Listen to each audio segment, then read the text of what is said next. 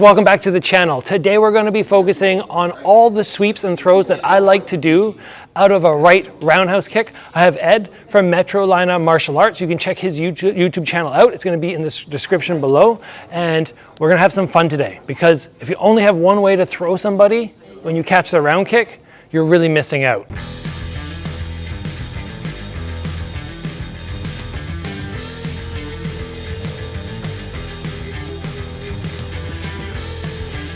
So body round kicks off the right side. Very often when you catch, people have limitations because they only go one type of sweep. You might push the guy, you might dump them, you might sweep their leg out. I want to take you through all of my favorites. I've landed many of these in fights before and they absolutely work. So the first one that we're going to do, actually before we do that, remember, always step away from a kick, right? If somebody lands flush to your body and you just stand here and you take it and you grab it, you're like, yeah, I got his leg, but he just landed a full body round kick and you get the wind knocked out of you, it's not even worth it. So a little step away. And in addition, if the guy comes up to head level with the kick, you want to make sure that you don't miss that. You go, oh, it's a body round kick. You drop your hand and you go to scoop it, but you get hit in the head. That's no good. So if Ed goes to throw a head kick and I misread, I wrap my arm around this direction. Now, when I've grabbed it, I've made sure my body's not going to get hurt and my head as well. So from here, what we're going to do is you throw, as I step, I grab.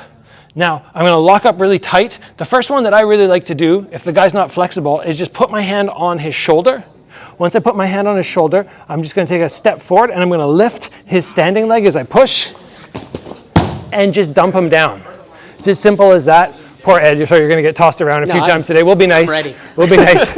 But that one is very simple. It's just basically exploiting somebody who's not flexible enough. So one more time, I step, put my hand here and then just lift and dump. Very simple, minimal effort on my part, hard to go wrong. If they stay on their feet, then you just follow up with a big round kick. So if you don't fall this time, I come here, I'm like, I'm going to dump him and he doesn't, then I just hit him as he's about to regain his balance. The next one that I like to do is take out the standing leg. So if he throws the kick, I'm here, I can easily take out the standing leg. I can come either to the calf or the shin. If I'm going to come to the calf, I have to shuffle step in. So I close the distance, so now I can reach him. Without that shuffle step, I'm going to go by. I shuffle forward, I give a little lift, and just pick that leg up. The more pressure you put through, the more chance they have of elevating feet overhead and coming up on their neck. So we're going to be very gentle for the purposes of today. But one more time, I try to do it smooth. I catch, and then shuffle in, and just give that little pull. I prefer this method because it's nicer for Ed, because he gets to fall on his back. If I go the other way, foot to shin, or shin to shin, he's going to fall on his face. We'll change direction so everybody can see here.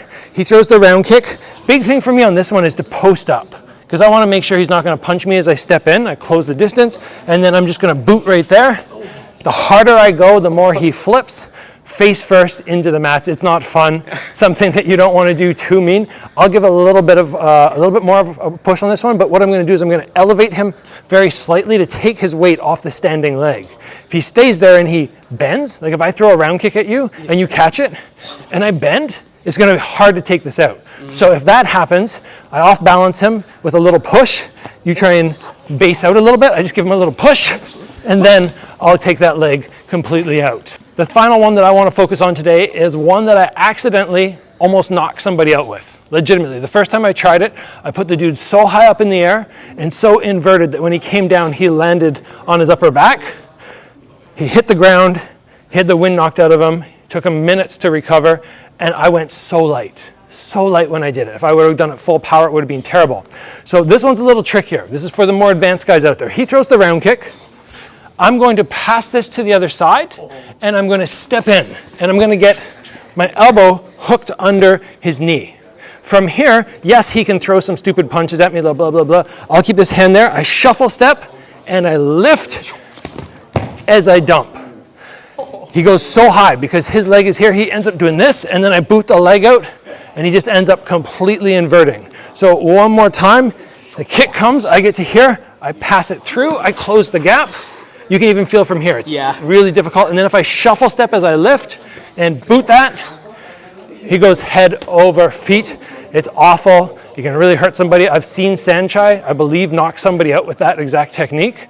So all of these are ones which I really like doing, which really work in sparring or fights. There's no point in me showing you things that I've never landed. So try those ones out, play around with them, be safe. Be sure to check out in the description below Ed's channel. Give it a look, he has some cool content. Guys, as always, train hard. I'll see you back here soon for another episode.